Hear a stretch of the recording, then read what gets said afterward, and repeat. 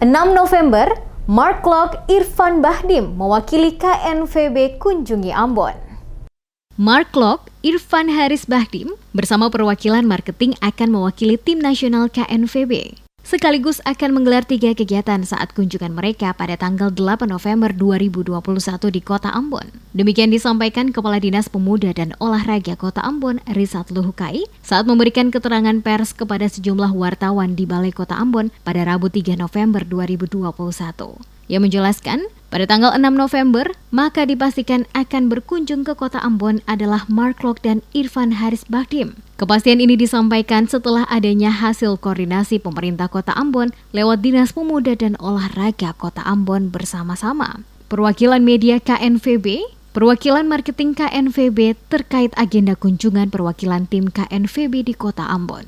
Luhukai mengatakan ada 3 agenda yang akan dilakukan oleh perwakilan selama 1 hari berada di Kota Ambon, antara lain coaching klinik pada lokasi Universitas Patimura, dilanjutkan rencana pembuatan video di atas Jembatan Merah Putih atau JMP, dan melakukan press conference di lokasi Taman Patimura. Dalam kegiatan yang digelar selama 1 hari penuh di Kota Ambon ini, selain ini didukung penuh oleh pemerintah kota, tentunya seluruh fans KNVB di kota ini yang juga ikut terlibat dalam mendukung di mana pertemuan-pertemuan telah dilakukan antara dinas dengan seluruh perwakilan fans yang ada di Kota Ambon.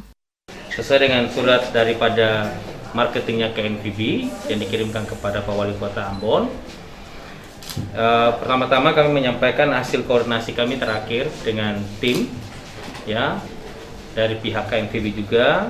Pertama menyampaikan permohonan maaf dikala yang datang kali ini teman-teman timnas Belanda itu belum bisa hadir, ya, di Kota Ambon karena disebabkan ada agenda-agenda pertandingan yang nantinya mereka harus lalui. Atas hal itu mereka memberikan utusan duta daripada KNVB untuk hadir di Kota Ambon.